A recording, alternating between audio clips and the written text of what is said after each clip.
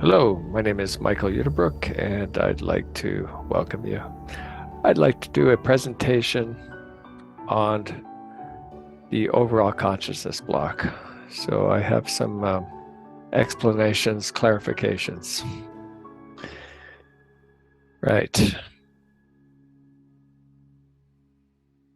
Over the years, I've had several questions concerning the overall consciousness block and the consciousness block. I thought that everything regarding the basics of these terms had been clarified. For example, that the spirit form reincarnates along with the incarnating consciousness block, and that the overall consciousness block remained in the fine material realm. However, I ran into a statement in Billy's book about the Fluidal-Energy, respectively Fluidal-Powers and other things. And here is a sentence, page 74, 75 of the German-only version. And it states, translated into English, according to the creational law principle regarding the birth of a life form, it is given that a personality, respectively an individuum, is not capable of reincarnation, but rather that this is limited to the spirit form and to the overall consciousness block. So this puzzled me, because I didn't realize or didn't know that the overall consciousness block also reincarnates. As a result, I wrote a letter to Christian Frehner of the FIGU Switzerland group, stating, I have come across a statement in the Fluidal-Energy book, which makes me again think about the overall consciousness block and its ability to reincarnate, even though it may still remain in its own fine material realm. This is a bit confusing because in Diversikum, the book written by Guido Musprüger, on page 301, it is stated, quote, in the planetary realm of the other world is also found the overall consciousness block, which always remains in the other world, and which creates the individual consciousness blocks. So, what is the correct answer? I haven't looked in Wiedergeburt yet, but I suspect that this is the same as what Guido wrote, if my memory serves me correctly, because in that book it specifically talks about the reincarnation of the spirit form and the incarnation of the consciousness block, and upon death, the consciousness block enters into the overall consciousness block. This question was then discussed with Billy, and Christian then subsequently wrote an article on this topic. Here is the main section of it, and the complete article can be found in one of our newsletters on the FIGU-Landesgruppe Canada website. It's one of the later newsletters. Sorry, I don't have that number available right at this moment. I'll put it in the description box. So, here we go. Quote, this is what Christian wrote. Concretely, it is about the statement that one overall consciousness block, on the one hand, is given to the human being, which after his/her death remains so long in the realm of the other world, respectively in the corresponding creation realm of the death plane, in order to reincarnate on the 21st day after conception into the newly born human being as an intact overall consciousness block, to whom, however, also exists an overall consciousness block in the creation energy realm as a creational counterpart, which naturally at all times remains there, but which can be used informatively by the overall consciousness block of the human being for the evolution. After clarification of the facts, the following situation presents itself. The term overall consciousness block is used for the purely creation energetic block of the human being, which is constantly present in him, her, as part of the creation energy, as an all-knowing factor of everything which is learned in all lives. Consequently, it forms the human overall consciousness block, which, together with the spirit form, respectively creation energy form, enters into the embryo on the 21st day after conception and begins to be active. This OCB, we'll call it that for short, overall consciousness block, creates the initially empty consciousness block, CB, which is successively filled by the human being during his, her life with what he, she has learned, which corresponds to what he, she has evolutively learned, and after which, after the death, empties itself, so to speak, into the human OCB, dissolves again, and neutralizes again in the death realm, respectively, the realm of the other world. And then the OCB creates a new consciousness, which in turn must evolve itself in the life of the human being.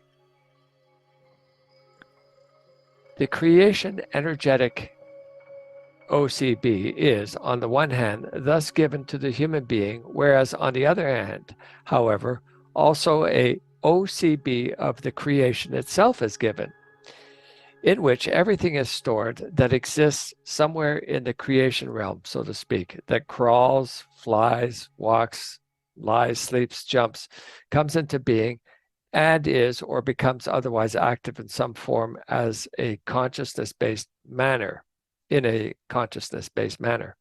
However, since both OCBs are connected with each other in an impulse-based manner, the human being during his, her life can also draw information from the creational OCB and use it for his, her consciousness-based evolution. The so-called storage banks are at the same time also involved and contribute their part to the entire process of the Ahnung, which is an inspiration of the subconsciousness. So contribute their part to the entire process of the Ahnung, hyphen memory, hyphen inspiration, hyphen becoming aware, learning complex, therefore, to human individual consciousness-based evolution. Explained is that according to the still inadequate evolution state of the earthly human being, it is not permitted to elucidate or to teach him, her, all consciousness-related aspects and terms down to their finest ramifications. On the one hand, because he, she does not or cannot understand them, and on the other hand, because too many details of the connections of the whole are confusing the human being, leading him, her, onto false thought paths, and as a rule, brings him, her, no direct consciousness-based benefit with regard to evolution anyway, to the evolution anyway. So this little diagram here tries to depict that concept, that there's a creational overall consciousness block, and there's also the human overall consciousness block and the creation energy part piece or spirit form, and these reincarnate into the fetus, and the consciousness block, which is created by the overall consciousness block, incarnates into the fetus. Okay. The 7 foundations of being human. So, Christian goes on to write, instead of concerning oneself in depth with concepts of the primeval origin of the overall consciousness block and the consciousness block, the human being would do better to learn to think rightly and to live according to the creational natural laws and recommendations. This requires that the values of the character are rightly formed according to the ethics, and the behaviors are whipped into shape in this high form, which are then to be brought to bear accordingly in life. What is taught with the teaching, the terms that are used, etc., such as those in the book Ursprung aller Existenz, which is an extract from which is in the book Diversikum, is meant for the human beings far into the future, because truthfully, the present day human being of Earth can practically do nothing concrete with it yet. It is not making oneself important with concepts such as absolute nothing space or nihilo space or infinite duration, etc., that distinguishes the human being as such, but rather what he/she does ethically right and what he/she learns from his/her life, namely to be a good human being who cares for himself or herself, for the fellow human beings, for all ecosystems, and consequently also for the far-reaching whole of nature with its flora and fauna, for the atmosphere and for the climate. It is therefore not senseful, indeed practically impossible, to explain all terms down to the last detail, but rather it is important that the human being rightly does what he/she makes and does how he/she puts into practice and brings to fruition his/her ethical values, and how he/she lives out his/her behaviors. The human being who reads what is explained in the books, studies the teaching, and follows these, should not get stuck on the individual terms. On the contrary, they should recognize the sense, make the necessary ethics from it for the kind and wise of behavior, and accordingly develop their lives, therefore evolve in a consciousness-based manner. In the school, the human being learns to calculate, write, and read, but what is done with it and out of it results individually according to effort and interest. Ethics, for example, are not learned through the school, or rudimentally at most, but rather must be worked out personally and individually. Ethics do not develop by themselves, purely through the reading of books or through a few stories told, etc., but rather through analysis of cause and effect in everyday life, through constant observations of the inner and outer processes, thoughts, feelings, emotions, seeing, living experience and hearing, and the drawing of the right conclusions.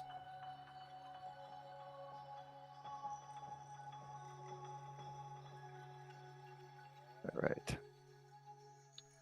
What is further to say about the term overall consciousness block with the limited thinking of Earth humans?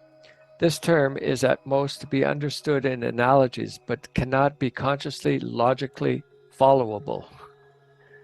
This block reaches into the creation realm, which for the human beings of Earth, with their present consciousness-based evolution state, will not be ascertainable for a long time yet, if ever. This applies especially also for the specified scheme of the interactions between the different consciousness forms in the book Diversikum on page 301.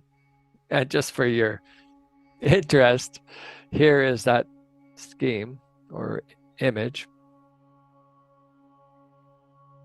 From Wiedergeburt, Leben, Sterben, Tod und Trauer by Billy on page 8 to 9. Quote, just as the creation itself is absolutely neutral towards all its creations, so therefore also is the spiritual consciousness of the human being absolutely neutral, and is only the receiver and processor of the evolutive impulses that come to it. from which it creates and stores within itself knowledge, love, and wisdom. In contrast to this is the material consciousness, the ego of the human being, its personality, respectively consciousness form, which autonomously makes perceptions, researches things and facts, consciously learns and works out results from everything, which then, if they correspond to the truth and reality and true evolutive values, pass in an impulse-based manner from the material consciousness via the thoughts and feelings as well as via the sensor and psyche into the material subconsciousness and into the material central consciousness, from where they then, in an impulse-based manner, cross over into the spiritual central consciousness in order to reach via the spiritual subconsciousness as well as via the sensor and the gemut as spiritual fine sensitive feelings and impulses into the spiritual consciousness. So there you go. That's something that is interesting, but to really know that information is a whole other it's still going to be several lifetimes, I would say. Now, to continue, it may be interesting to mentally occupy oneself with this schematic. However, if one then tries to transfer this concretely to the processes in one's own brain, then the human being is at a complete loss as to what to do. Instead of pondering about the spiritual, respectively, creation energy-based conditioned consciousness in order to thereby gain supposedly important cognitions, supposedly, because the high, fine, fluidal realm exceeds the limited material capability of thinking of the human being for the time being, it is, as said, recommendable to concern oneself in the day-to-day life with the possible consciousness-based evolution or threatening stagnation. Conclusion. Not only with regard to the term overall consciousness block, but also with regard to many further terms in the mental realm, the human being is currently only scratching the surface and has no idea which aspects and significances, etc., will remain hidden from him/her still for a long time. It is for this reason senseful that he/she practice modesty and, as a current kindergartner, not try to shine with citations of knowledge taught at university level. A stable consciousness-based evolution occurs step by step, and not by means of falsely hoped-for shortcuts and things that always remain illusory, and which in the end are not grasped in their real connections and remain useless for the personal, ethical, and general good, and rightly being human in a real and true sense evolution. And with that, I thank you very much, and I hope you got something from this presentation, and till the next time, Salome.